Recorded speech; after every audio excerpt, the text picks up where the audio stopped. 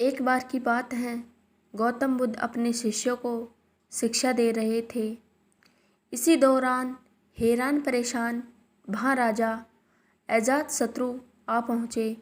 उन्होंने गौतम बुद्ध को प्रणाम किया और कहा, हे प्रभु, जब मैं आपका अनुयायी नहीं बना था तब मैं निर्दयी था। सब मुझसे डरते थे, मेरी इज्जत करते थे, लेकिन मैं जब से आपका शिष्य बना हूँ तब से लोग मेरा शोषण करने लग गए हैं। हर कोई मेरी शांति का गलत फ़ायदा उठा रहा है। मैं ऐसा इंसान था जो किसी को मौत की सज़ा देने के लिए 2 बार नहीं सोचता था, मगर आपके शरण में आने के बाद मैं बदल गया हूँ। मुझे पहले की तरह गुस्सा ही नहीं आता है। पहले की तरह किसी को सज़ा देने का मेरा मन ही नहीं करता है। लेकिन मेरा दया, मेरा शांत स्वभाव मेरे लिए मुसीबत बन गया है। मेरा अपने देश पर शासन करना मेरे लिए बहुत मुश्किल होता जा रहा है। मुझे डर है कि मेरे इस स्वभाव के कारण देश में अराजकता ना फैल जाए। कृपया करके मुझे कोई उपाय बताइए। बुद्ध समझ गए राजा की परेशानी क्या है। उन्होंने राजा को एक कहानी सुनाना शुरू किया। एक गांव था। गांव में एक खेत के किनारे पेड़ था। पेड़ हरा भरा और काफ़ी बड़ा था। थोड़ी ऊंचाई पर, जहां से पेड़ की शाखाएं फैलकर पेड़ को छायादार बना रही थी, वहाँ खाली जगह था और उस खाली जगह में एक सांप रहता था। वह काफ़ी उग्र था। वहाँ आने जाने वाले लोगों के हलचल पर वह उन्हें काट लेता था, जिससे कई लोगों की मौत हो गई थी। लोगों ने डर से पेड़ के पास जाना बंद कर दिया। एक दिन वहाँ से एक साधु गुजर रहे थे। उन्होंने इस खूबसूरत पेड़ को देखा। उन्होंने सोचा, क्यों ना आगे बढ़ने से पहले इसकी छाया में ध्यान लगाया जाए। साधु को उस पेड़ की तरफ जाता देख एक किसान ने उस सांप के बारे में चेतावनी दी, लेकिन साधु एक मुस्कान के साथ पेड़ की तरफ आगे बढ़ गए। साधु जैसे ही पेड़ के नीचे ध्यान लगाने बैठे, वैसे ही सांप गुस्से से फुफकारते हुए उस छेद से बाहर आ गया। सांप बिल्कुल काटने के लिए तैयार था।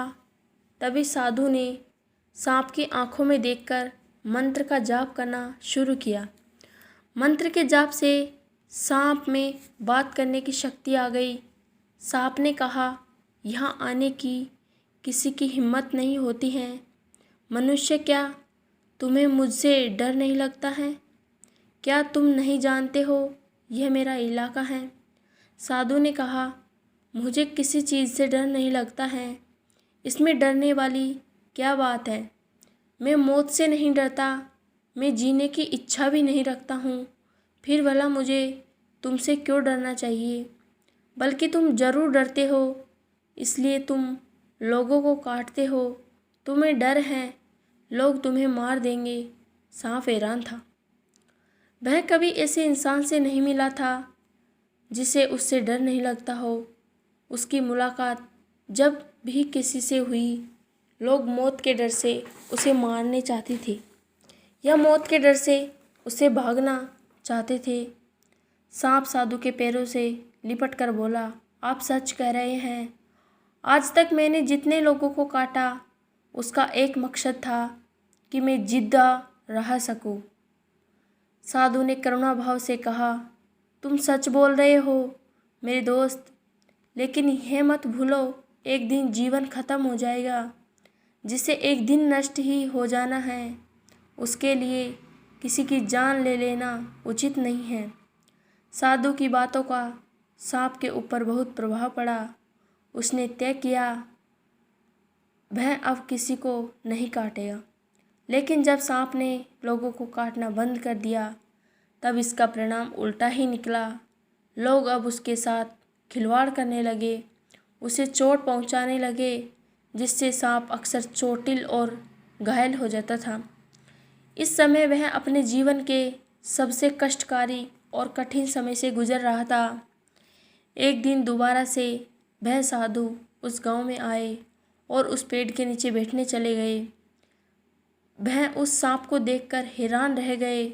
उन्होंने सांप से पूछा, तुम्हारी हालत इतनी दयनीय कैसे हो गई?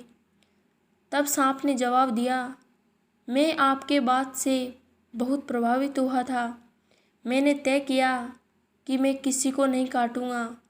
तब से लोगों ने मुझे चोट पहुंचाना शुरू कर दिया। साधु ने सांप से कहा, तुम मेरी बातों का गलत मतलब समझ बैठे। मैंने तुम्हें काटने से मना किया, लेकिन अपनी आत्मरक्षा फुफकारने के लिए मना नहीं किया था।